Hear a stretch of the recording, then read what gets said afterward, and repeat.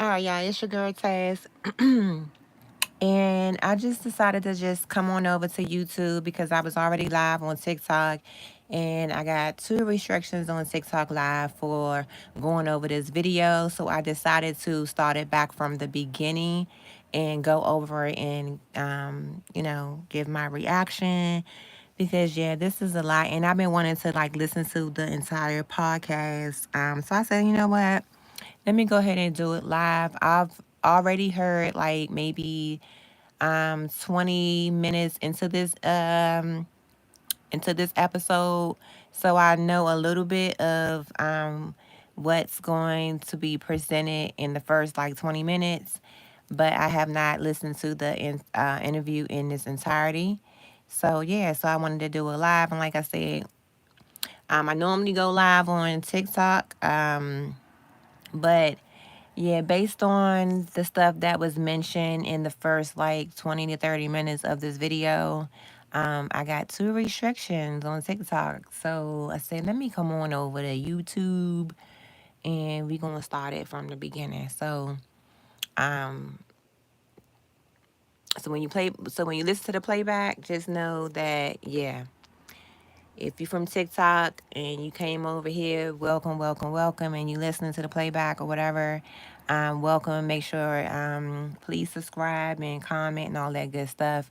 But yeah, so we are in week 3, and today is Monday. Of course, is Memorial Day, and it is no court today, so court will resume tomorrow, which is Tuesday, and from what I've heard, I think Capricorn Clark may be testifying tomorrow, and maybe Roger Bonds, not sure, but yeah, we'll see.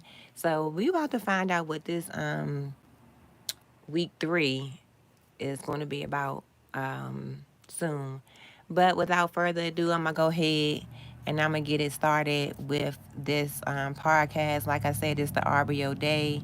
She's covering the Diddy trial, speaking with Q from Making the Band, and it's Amy and TJ. All right, and I'm gonna be pausing it throughout just to get my reaction.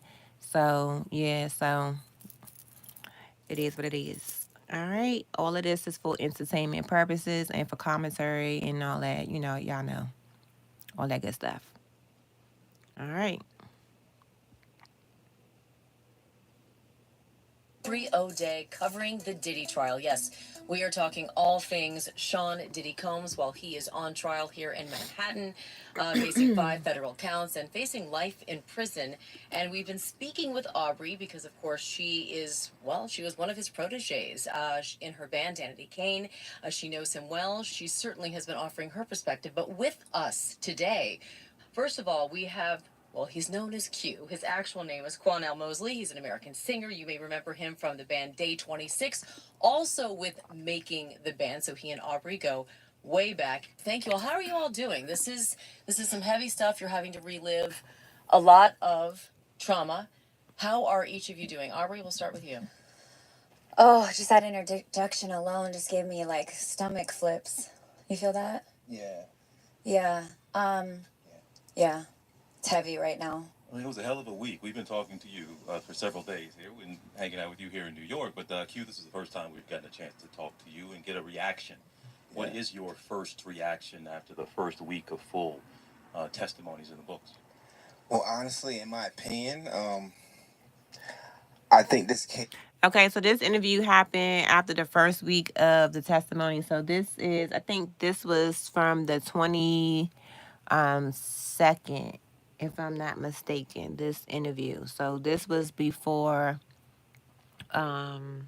week 2.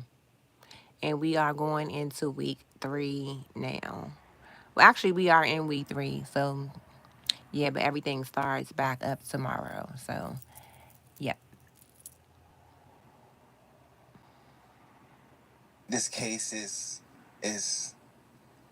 it's very disgusting to see and to hear the things that went on in the relationship between Cassie and Diddy, and I'm just like I'm overwhelmed. Like I try to avoid it, watching it on TV, but I click on the media and it's right there. Why are you overwhelmed? Well, Did you know those things were happening? honestly, yes. Mm. I did know those things were happening as not the freak offs, but as far as like the abuse part. I did hear about it, and I was around certain times when they were arguing on the phone and stuff. Yeah, I was very very overwhelmed. Like, and I don't want to see no more of this. Q, how would you describe your relationship with Diddy? With Diddy. Okay. Well, I call Diddy Mr. Mogul. Um, my relationship with him, I would say, Hmm. as a boss, I feel like he respected me being in day 26, but I feel like, honestly, Aubrey, he didn't respect the fact that I was dating one of his artists. Dating Dawn? Yes. He didn't respect that? I don't think he did. I think he kind of was intimidated in a way, and even though he had all this money and he was powerful and had everything in the world, I felt like he was intimidated by me dating her. Why would he be intimidated by Because he that? wanted to control and manipulate the situation. He wanted full control. He didn't want any other. I felt like he didn't want any other man. So you felt like he wanted full control of Dawn? Yes, I feel like that. Yes. But you thought he was after her in a romantic way, or he just didn't like anybody, any Well, other man in her territory of his own? I felt like it was the feelings I would get were like because I was dating her. So I felt like, does he like me? Sometimes does he not like me? Does he want me around? Am I being around because he doesn't want me around because like I'll find out too much information. Um, like I felt all Were those. you finding out information? Yeah, I would see Mm. things. I would hear things and see things. Yes, and I felt a little scared and paranoid around him sometimes too. Like, um, Q, can you tell us what you heard and what you saw? yeah. Um, well, I'll go back. I, I remember. Okay, when it first started, when I got paranoid, we were in the Hamptons. We were in the studio in New York City, and I was with Dirty Money. At this time, I was around Dirty Money for about a year while they were creating Last Train to Paris. And I guess I was around because I was dating Dawn. I just happened to be around. So Diddy's like, um, I think he was very, very high. He's like, we're gonna go to the Hamptons.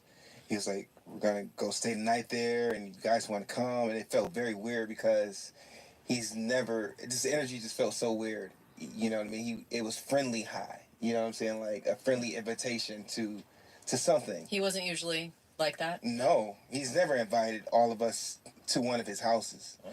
So we get before we get to the Hamptons, they're like speeding in these black SUVs on the expressway, very very fast, like they were in a rush to get to the Hamptons. We get to the Hamptons, and we walk through the house, and we arrive in the backyard near the pool, and um, my ex at the time, which was Dawn, she gave me a ecstasy pill. And she says, Is that what she said it was? yeah, she said it was ecstasy, and she said it was from Puff to give to me. And it was red. And I took it because I thought I was going to get freaky with my girlfriend. We tried ecstasy before, and I trusted her that that's what it was. So I took it immediately, and she had one too. He gave her two of them. I took mine. Within like 20 minutes, I knocked out and blacked out. I woke up in the twins' bedroom in the basement, and I woke up out of my sleep screaming. Okay. Not in the daggone twins' bedroom. Like, come on, man. Like, really? Out of all the places, out of all the places, I'm pretty sure there's plenty of probably other rooms. If it really was in the twins' bedroom, like, mm, mm, I don't know. Screaming very very Who loud. are the twins? I don't know their names. Are you talking about Diddy's Diddy's Let me daughters? go twin. back. What he 20 said. minutes, I knocked out and blacked out. There you go.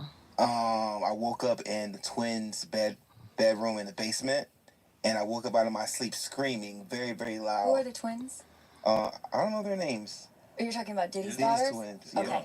Diddy's His twins. girls. His girls. Yeah, I woke up in their bed to cameras filming me, and they were laughing as I woke up out of my sleep, screaming. Okay, so that means okay, cameras filming him. How many different recordings, different angles of what actually happened to him when he was unconscious before he woke up from being allegedly drugged? And the crazier part about it is that um I don't even think he even know what happened. Or if he do know what happened, he probably not saying anything because for whatever reason, and that's fine. But he may not even know what actually happened to him. Mm, mm, mm. Whew.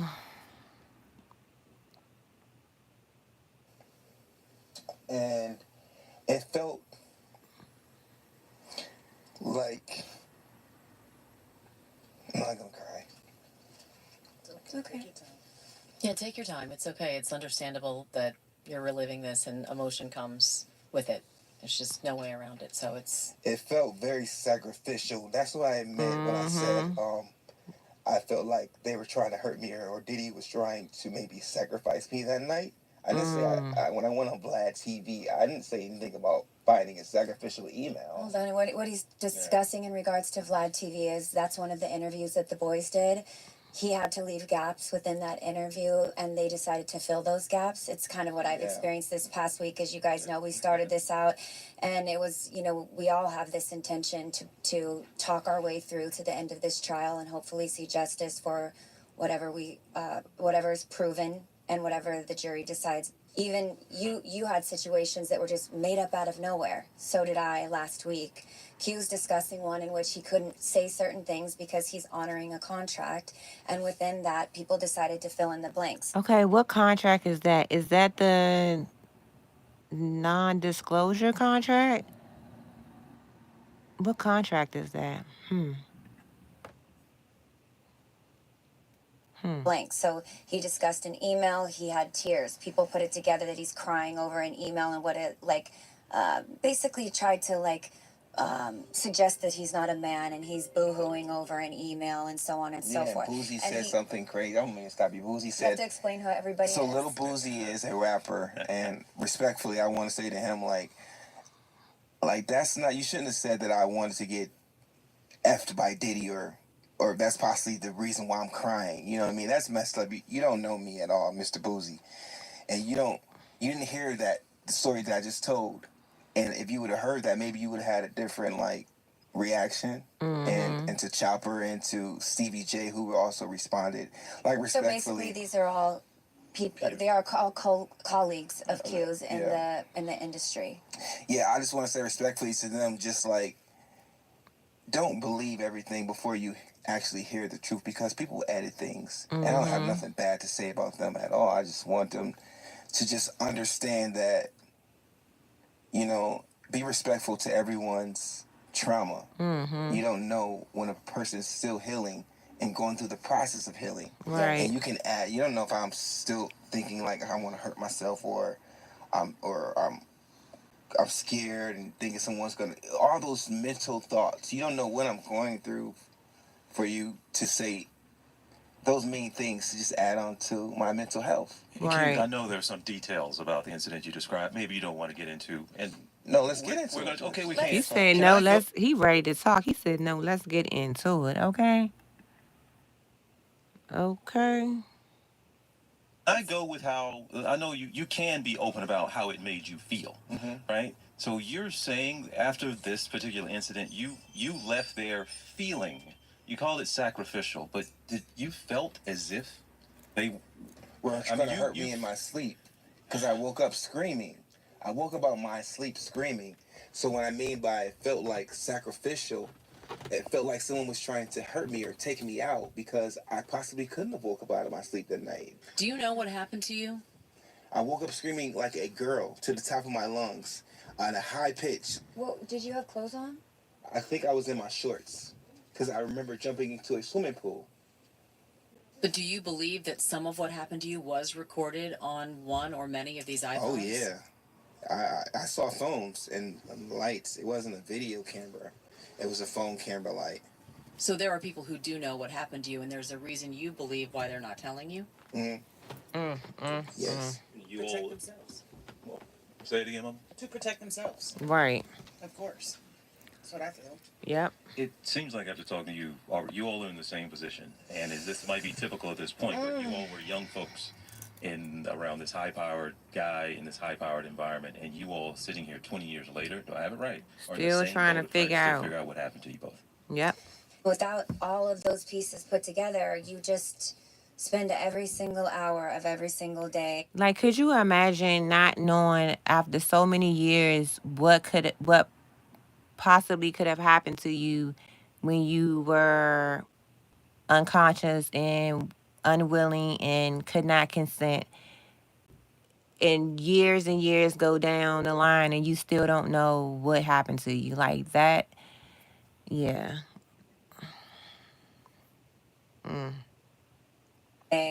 Unless you find a way to distract yourself, trying to figure out what you were in. Right. Q, you say obviously. Now I'm wondering what my group was. Right. I know things to not make sense. I experienced that a lot, but to hear the levels of like, I don't know, that sounds like orchestration almost. Like have him explode into these like narratives about me that I had to carry. Puff left it on you're being fired for being raunchy, promiscuous, bad for business. None of those things were accurate to me, are accurate to me, were or are accurate to me. And yet I had to then come up from under that. Like, you guys understand what it's like to come up from under something. It's damn near impossible. I don't know that you ever do. I'm waiting for the day.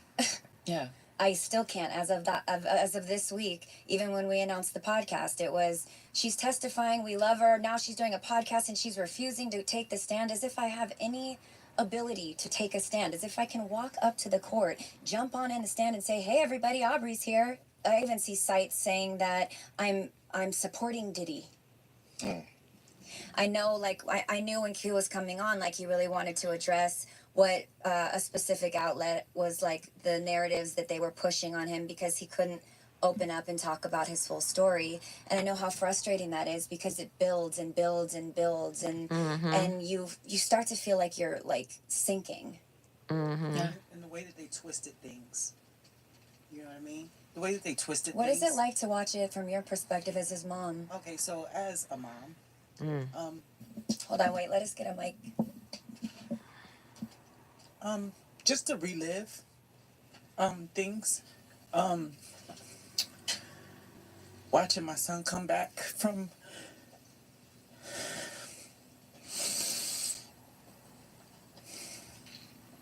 It's okay.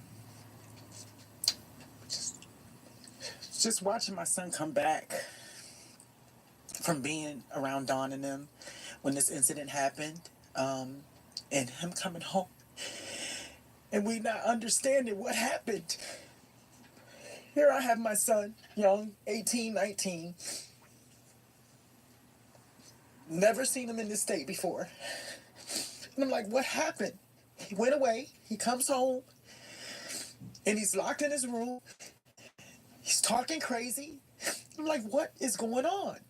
To have him admitted into a hospital, and for them thinking that maybe he was on, what is it? K2 or something like that. And they said, well, whatever it is, we don't know what it is. And I think if I wasn't there for my son, I think that they would have sucked him in to something more. Wow. Under Biden. Okay. Wow. Like, as a mom, that's got to be very, very heartbreaking.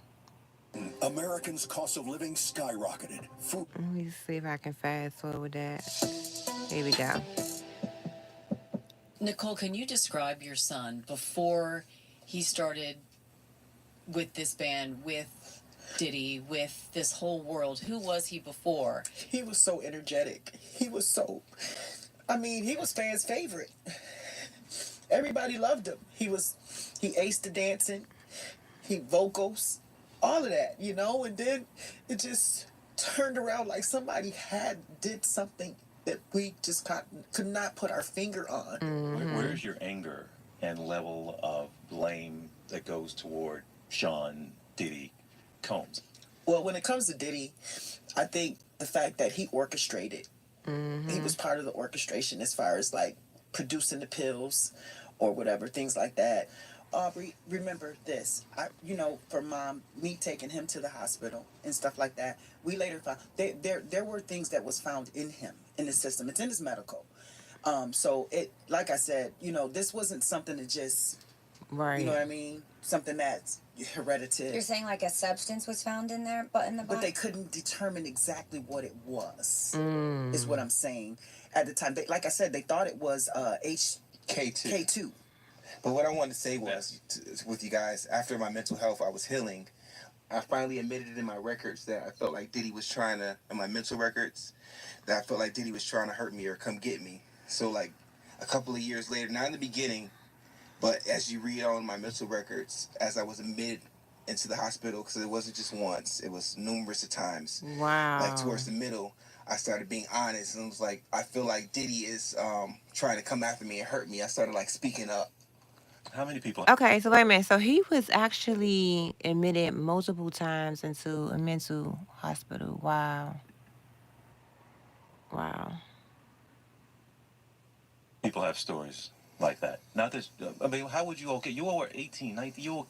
It was numerous of times.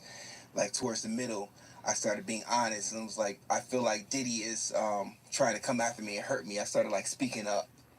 How many people have stories like that? Not that, I mean, how would you okay? You all were 18, 19, you all kids around this. How many people do you all believe? And you might even know, but give us an idea. Have stories somewhere That are silent? like that are silent, that we might even never know about. That it's not just a matter of Diddy, but Diddy, this person that worked, it's just his circle.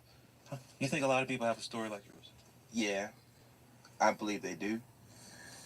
I believe a lot of young people around my age, I started off when I was 18, 19. I think a lot of young, because that's what they do. They come after the young-minded, the oppressed, the people they can manipulate. It's hard to manipulate somebody your age, but it's very easy to manipulate someone younger because of your influence. People with influence can manipulate, can control. Wait a minute. And honestly, for real, just to piggyback off of that, it depends. You can definitely manipulate people of an older age as well. So, but having been of a younger mind frame, it's probably much easier to do because they haven't lived life. They're not hip to just life and lessons and encounters that happen in life. But yet and still, um, you can still be manipulated as a grown 40, 50, 60, 70, 80, probably, year old person. So, but yeah, you definitely more vulnerable at that younger age because of the experience or lack of experience in regards to life situations. But yeah. Oh, and it's because of their influence, and it makes the person that like the people like me, like going after their dreams and Right. having to endure and encounter compromising situations. What I'm trying to say, that's what they usually do to young people because they can put young people in compromising situations. Because a young person will basically do whatever they have to do to. So in most cases, Which they. aligns with what Cassie is saying on the stand. She is Dang, saying Aubrey she was just very cutting people young. off. There was such a presence and a power to him. I mean, if you look at all of the Making the Band seasons, he was able to manipulate all of us to do all kinds of ridiculous shit. Mm-hmm. So there is this power and this presence with him that maybe, an average Joe would just not understand how it just sucks all of the air out of the room when he's in it. It's just all consuming. I don't know how else to explain the way in which his power dominates a room. Q, you did tell me an interesting story about we had a president at Bad Boy named Harv Pierre. He's been mentioned during this trial. His face was on the boards the first day, like mine was. Um, uh, they Javier been quiet, so I'm wondering, is he testifying or he being charged? No. it, you had a story with him that you told me that I thought was like shocking because Harv is like the one of the heads of the organization, right? So he was always like very superior and we always had to kind of like look up to this guy. He was always running with Puff everywhere. And you told me a story about Oh yeah, okay. So I'm making the band 4 on the last season. When you weren't there. yeah, I wasn't there. So they made it seem like I was going crazy and da da da, and I was really talking about management. And then Puff was like, "I'm gonna send you home with your family because you've been acting crazy and stuff, whatever, fighting everybody." And I didn't go home. Well, I went to the Super Bowl with him, Don, and Cassie, and his team. And the Super Bowl was in Tampa Bay. And after we went to the club and he was getting ready to get inside his SUV. Harv was in his SUV and he made Harv Pierre get out of the SUV and he asked could me and Dawn sit in the back seat next to Cassie and he was in the front seat. So that was kind of weird. That was like I'm making the band 4 when I didn't really know him and he asked me like where was I from. So that was a weird introduction. You know, that's kind of probably was like what my mom's trying to say. She was grooming me maybe or for Diddy, you know what I'm saying? Like Did he want to get a look at you as she was bringing him to me, it just to felt you? so weird. You would Yeah. never tell Harv to get out and let two artists get in the car that he doesn't even pay us, let alone you don't like. even I know mean, me yet. it was Really? weird. Yeah. When he said that, it stood out to me. Like I couldn't even imagine him telling Harv to get out the car. Like that sounds And Harv looked like what? He was like, huh? And I used to, Q and I are very close.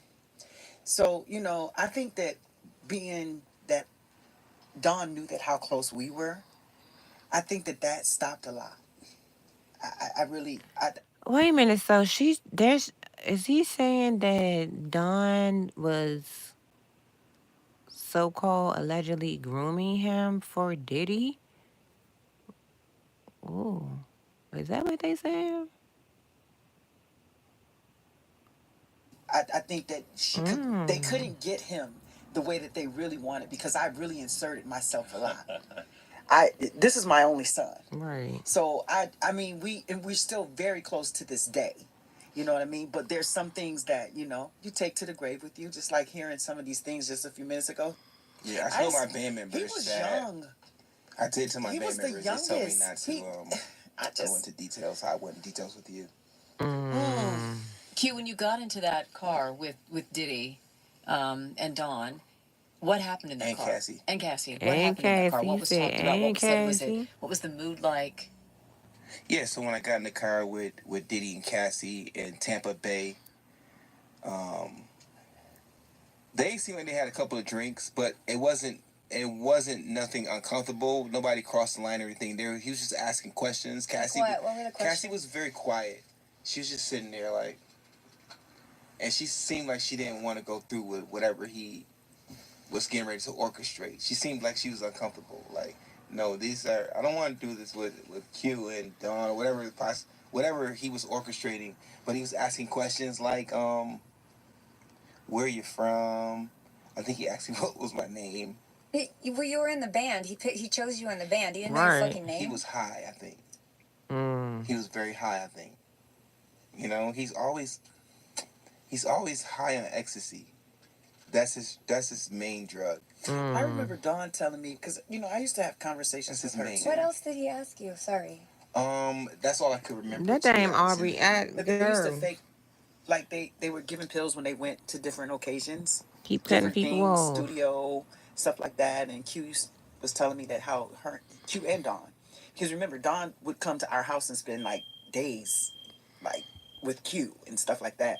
And she would say, oh, well, we would go to these parties and we would take the pills and put them in our pocket, but we would have to act like, that they were on whatever the people at the parties were on. Wow. And I would say, I would used to tell Q, that's smart. But all along, I think Q was lying to me because he was actually taking the pills. Because Is that remember, true? he was That's 18, true. 19 years old, and he knew that I would. That's why I say I Q, tried what to are you exit doing? him Like, before. what are you doing? And I would have said those things to him. Like, what are you doing? You don't, listen, I'm not taking nothing. I'm not going to take nothing. Because I don't even want to know what's going to happen. I mean, I hear stories about people sniffing cocaine and their heart bust or something. You know what I mean? Just different things. I don't want to be in that situation. So I probably would have said that to my son. Like, what are you doing? This is not what you're here for. But I get it now that when you're a celebrity and you got cameras following you when you leave out of the hotel, or you're whatever, on the streets, you're running and you're subjected to being in a hotel. So what else can we do? What else can we do but pop pills and just do things? And so I kind of understood why he did do things, because it's you guys' lives were different from other people's lives. Mm-hmm. And you couldn't do normal things. You understand what I'm saying? Outside of you guys get Oh me? yeah. Oh no. Yeah. We So get it. as a mom, I kind of understood it, but I was still angry with him as to what are you guys doing? But I felt safer when him and Don said, "Oh no, we used to put the pills in our pockets. We used to pretend, they're bopping around or whatever." Is it possible that she was a victim too to it? Like how? I'm not saying she's not a victim, because I'm not here to judge her story or whatever she's saying. I'm not here to say she's not a victim. But what I'm saying is she's not innocent Right. as far as.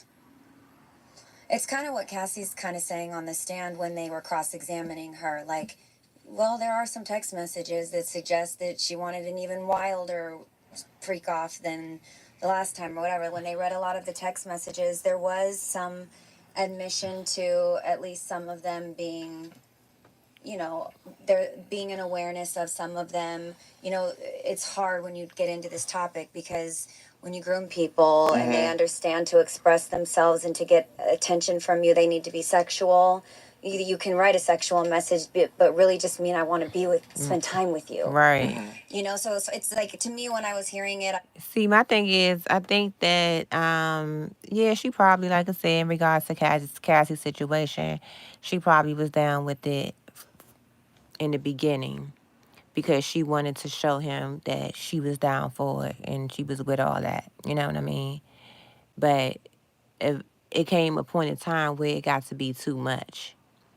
And she was probably just telling him, okay, yeah, I want to have these things because she knew that that's what he wanted.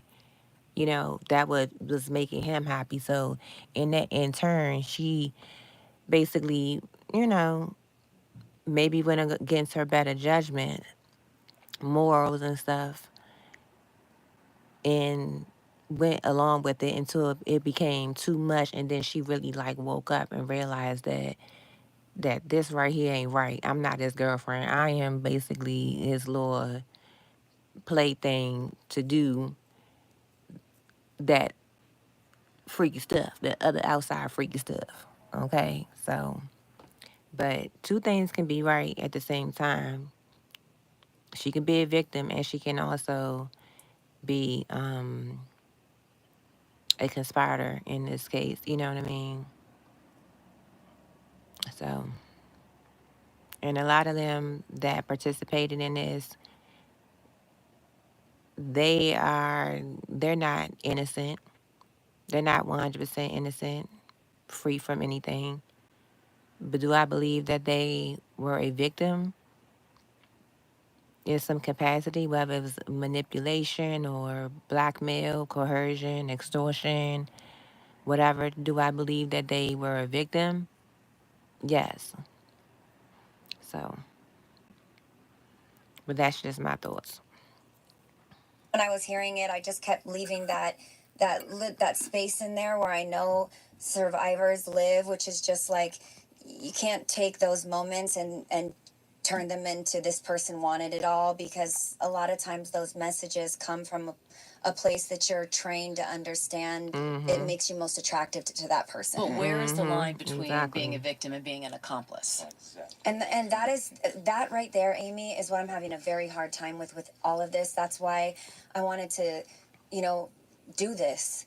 I've been sitting here with stories like cues, like many, back and forth and back and forth. I switch over to sides daily, wondering. I try to put, like, Q went on for much longer with the dirty money people. I was fired. So I was living a completely different life. I wasn't exposed to any of the drugs or any of the things that were going on like that. So when I hear these things, I'm like, I always just try to, like, know what I know what I saw, know what I think could be possible from what I saw, know what I am shocked by, and I try to, like, make sense of it all. But it sounds like from, like, the point where I am checked out moving forward, that drugs were a very common, constant state from the testimony and from people that were living there that are speaking with us. It just sounds like that is something that was getting very out of control. Yeah, I agree. It's possible. You just said it, but how do you find a balance? Isn't it possible that everybody in his world that's a part of this is legitimately a victim, and some are legitimately accomplices? Like, can't they And be that's a very both? That's tough. this is, for me as They a can be woman, I find both. it very hard to think that, because you're either on the side of the victims or you defend the bad guy, right? And as women, we don't get a lot of rope to say, well, I believe these four things that the person said. These two, I saw some things where I know that those two are probably not fully the truth, and I could believe this, but she could be lying too.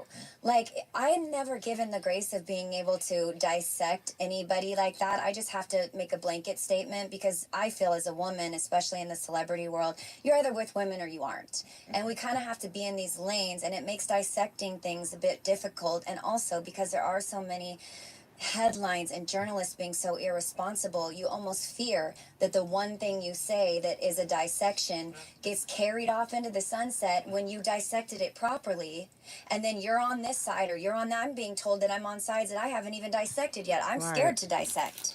But I could absolutely dissect, and I could absolutely pick all kinds of things apart. I do it every day since all of this started. But I don't feel like there's any room to do that, and that's a problem. I think we really need to figure out as a society, because that's why there's such extreme, palpable reactions to this case. There are some people that are just blanket saying Cassie is lying, that are celebrities, that are people that are known in the industry that were around, and they're just suggesting that. Then there are people that are fully with her. There's a lot of really palpable feelings toward it, because it seems like, according to her testimony, there's proof that there was days that were, okay, or that maybe that somehow in the messages it suggests that there was an agreement on certain days, and then on certain days it seems like it got out of control and it was not wanted at all. Yeah. I mean, Under Biden, Americans' cost of living sky. Kind of person who sets standards for themselves. Like, personally, I told myself if the Lakers lose their do or die game, let's For see. 2025, according to Kelly Blue Books, KBB.com.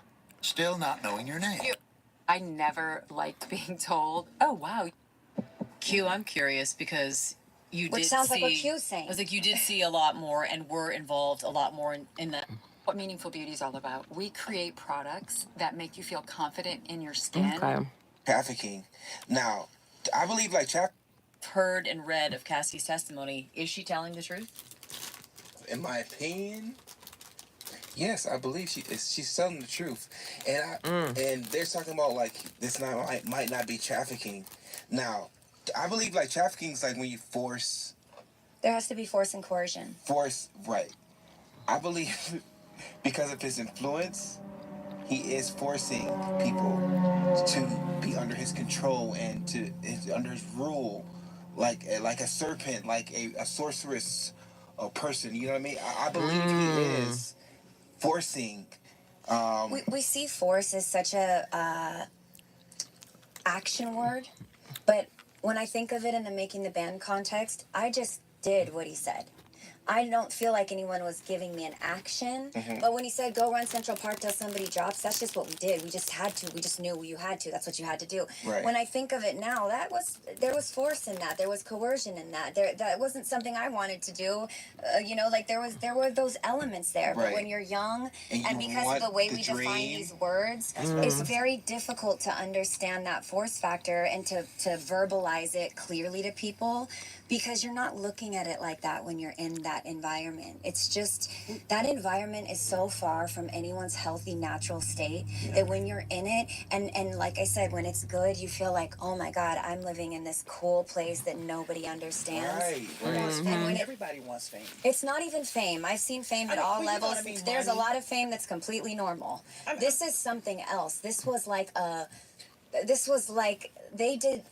The life over on that side is just in extremes. I remember at one point being on like Scott Storch's, like that yacht that they had seized at one point. This like gigantic, it's on the internet. It's this gigantic shiny yacht that's got every bell and whistle on Is it. that in Miami? Yeah. Yeah. And we had like been in his home recording, and then we were all out on the yacht with Puff. And I remember after that we had gotten sent home for a while, and I went home to my sorority, and I was like, wow, everybody over here is real boring and this is real stale, and I Right. want to go back over The there where influence that everything you was saw. like Yeah. the lifestyle, and it's not just a wealthy lifestyle, it's like extravagant, and at a drop of a dime Diddy will stand up and suggest that everybody goes somewhere, and that's just what we do. Like, it was just very Intoxicating.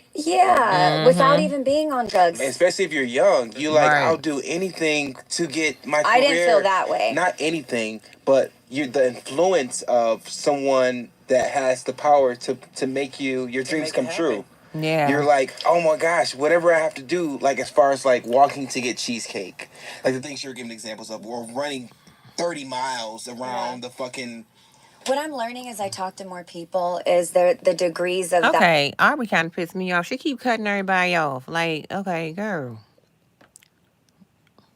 Of that are different, right? Like what you're willing to do. It depends on how you grew up. It depends on your experiences that you saw as a child. It depends on what you've normalized in life versus what you haven't. I was always known to like talk back to him. That's not necessarily a natural state for anyone else in my group to have done that. And everybody's got different circumstances that we were raised in. So the levels in which we fought that I'll do anything card is different. But we're not different in regards to being under the blanket of being victims to it and experiencing the overall understanding of it. However, the levels to which people will go as we're dissecting, even within my own band, it sounds like there are levels to which one of my band members may have gone that I just are foreign to me. I would never. Well, we come from. I actually had Q when I was very young. Yeah. I was 16. People come from different lifestyles. Yes. And unfortunately, you can come from a lifestyle where you're around this big person, and oh wow, you know what I mean? What can I do to make sure that I stay at that level? And those type of things. And I think remember, he's iconic in a culture There as she well. go again. He's a huge iconic figure. correct. And I mean, like, we probably grew up different. I probably grew up different from how you were raised with your parents. You probably had a bigger house and so forth on. You'd be surprised. And we come out of a neighborhood where, oh my God, you made the band. You understand what I'm saying? It's totally different. So we come from different lifestyles, so. I get what you're saying, Mama. Look, that was. What? This comes the great line from Christopher Wallace, the great poet, right? Yeah. It's you either selling crack rock or you got a wicked jump shot. Sometimes we Correct. don't have the same And I can tell you that opportunities. I Okay. am a protector. I have 3 children, and I love my kids. And I'm still hurt to this day from a lot of things. Still trying to understand. Because That's a common thread. You know your kids. Right. And I know whatever happened to my son, it happened during the years of him making that band. And that's where it all started. And if I could give that all back for my son just to be in college, I would.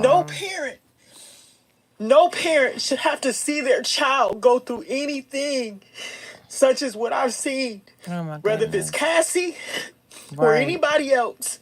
Right. But I also know that they have choices. Mm-hmm. And I'm not making excuses for my son at his age because he was taught right and wrong. He knows that I'm not going to do this, Mom. My mom said this is not right. He had a choice.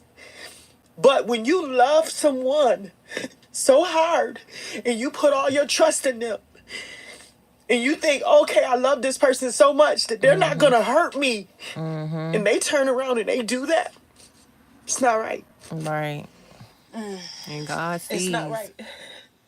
God sees it Mom, do you all. deal with and do you have moments along the way? And I was very impressed that I'm sure there are a lot of kids that were in Diddy's world who didn't have a mom as involved as you Right. clearly Yeah, were, because and you they said ate you were. me up. TJ, They ate you're me up. crying. When But- making the band was on, they ate me alive on the internet. But what I'm saying, When I say they ate me alive, Yeah. meaning I actually quit my job when Q made the band, and because he asked his family to move to Virginia because that's what his manager Screwface wanted us to do. Oh, we got a house down here. You can set up your job down here. I just wanted to be next to my son to make sure that because he was so young. I wanted to make sure that he was guided right. Right. And so I did all those things to move. And while they were on the show, pack up this truck or whatever. We're on the road and we get a call from Screwface. Oh, the house fell through. We couldn't move in. And so Q at the time was taping. And so he gets on there. He's like, I'm just worried about my family. And people they chewed me alive. Well, why would she quit her job for someone that just made the band at age 18? And do you know how bad I wanted to go on there and say, you don't know what the hell you're talking about, and you don't either. Q says, Mom, well, you can't do that. You see Beyonce's mom do that? You know how much she's Well, I'm probably not felt that Beyonce's though? And I don't like it. So that's why you hardly ever hear of Q's mom ever saying anything online when all these things, just him being on, different podcasts and stuff like that. Today was the day that I felt that somebody needed to hear my voice. How I feel about everything. I can't blame Diddy, but I know he's not innocent. Why I can't you can blame only Diddy? blame the people that were around me and my child because my son put so much into who he loved that I can only blame her because she was 8 years older than Q? She had a lot of influence on him. And all he knew is that was my girl. Mom, you can't tell me nothing about her. Oh wow. So Don was 8 years older than Q. Wow. Didn't know that. I thought they was the same age. My mom couldn't tell me nothing. I mean, you I ever said, Q, have a all child, along. you All can't tell along, I nothing. kept telling him. All Yeah. along, I kept telling him, Q, this don't sound right. I don't know. I don't Please don't trust be her. listening. And then this. It's My just, kids the It's a same mom's way. They worst don't nightmare. listen. and if Mama, I could give it all back, I would. I wouldn't just want my son to stay in college and just do the right thing. I didn't, and I keep saying that days and nights I look at all his accomplishments. When my son would walk down the street and I would just go on Facebook or anything like that, and people say, "Did you see that boy Q from Day 26 looking crazy?" Walking around Rochester, New York with a Look, screwdriver, mess. thinking that Diddy was coming to kill me. So I was Just a preparing mess. myself Just a mess. mentally. This is a mental health problem. Oh, Going to, gosh. people knew who he was. I'm admitting him into the R wing. So Oh It's my just gosh. I've never dealt with anything like you that. do so. you deal I with was dealing with- paranoia. yeah. And you're paranoid as somebody. If you have that in you, you're gonna be paranoid. Right. I was thought- walking I around had with a reached- screwdriver, like stabbing up trees. It was a I mess. was thinking I was seeing Diddy, and I would go up to the tree and just start doing. I know Taekwondo a little bit, so I would do my little punch thing on the tree with the screwdriver. When I literally I'm like, you're not gonna hurt me, saying it to myself. Oh my When I literally tell god. you, The trauma is severe. when I literally tell you, we didn't understand anything, and I was embarrassed. And then I had to think about it and said, "This is my son." Yeah, that's your People will call me. son, Did you see baby. Q walking up the street, or he's at the park, sitting in a tree or something, just out of his mind, or you guys can't even Aw. imagine what I went through as a mom. And all I used to do was get on my knees and pray. I would look at all his accomplishments. accomplishments, Oh gosh. BT Awards, all those plaques and key to the city. And I said, Lord, what has happened to my child? What is Gosh. going on? I didn't have any answers. I didn't have anybody to turn to because we weren't really getting exact answers from Q. Because the pill that he had given me had broken me down To where a child's mentality. and he's just getting. It had Wow. broken So me when you all the way see, back to the beginning, to where I was like drawings. I thought I was it seeing was in a child's state of dinosaurs. mind. I mean, Oh my gosh. it's devastating to the point where I believe TJ and I are almost speechless at this point Like because it's hard to even get your head around what that must be you. like, what that must be like for Them. you, Mama. And I'm curious, Q. You said you're getting back. How are you now? How are you today? How long has this road been for you to get where you are? I'm just healing. I've got better around 2020. And there Oh is my so much more gosh. to unpack here, so stick around because we will be back with Aubrey, Q, and his mom, Nicole. Oh my gosh. So I think this was part one. I don't even know if I Under want to listen to Biden, part Americans' two cost of living. right now. The kind of Cause person who sets standards for themselves. let's Amazing at see. your Lexus dealer. Yeah, I think this is the Protection for their end. exclusive use. I don't know Yeah, if I'm this in is the the right end of this career. one. Whew. Okay. But yeah, that was the first part one of Aubrey O'Day podcast interview with Amy and TJ and Q of day 2026 and his mom. And I did not know his mom was going to be on the podcast. And I'm like, oh my gosh, I'm up here. Because as a mother, you never want, you want the best for your child. And to have to go through something like that and then you don't know what happened to your child because your child don't know exactly what happened to him either or them either. So and then to have the whole mental health crises and having been in and out of being admitted multiple times that he said numerous times he was admitted, not just one time, all behind an experience with one person, well, not one person, but around this particular one person and everything else that he had going on and was into along with him. Mm. All right, y'all. So I'm going to go ahead and wrap this up. But this was part one. If y'all want to listen to the full interview, it's on iHeart. It is the Aubrey O'Day. She's covering the Diddy trial. It's Amy and TJ podcast. Y'all can go catch part one. And then we have part two, but I think I'm gonna listen to that tomorrow because yeah. But anywho, all right, this is week three. We about to see what week three brings. All right, y'all. Peace.